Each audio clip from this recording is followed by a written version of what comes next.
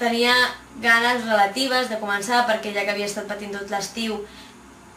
pretenia, realment volia que m'agradés, volia que fos la meva carrera i que tot el que havia passat tant jo com la meva família, com els meus amics, com el meu nòvio i tota la gent que m'envoltava, doncs que hagués servit d'alguna cosa i que després de tot el sarau, doncs realment, encara que hagués costat molt, doncs hagués trobat el camí. Però no va ser així.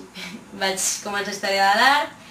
a més va coincidir amb aquest any que he tingut un mes de classes, 2 no per manifestacions a Bolonya i totes aquestes coses,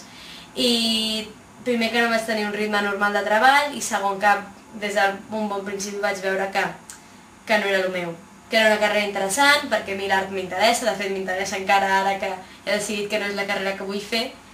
però vaig veure que no era el que jo em volia dedicar.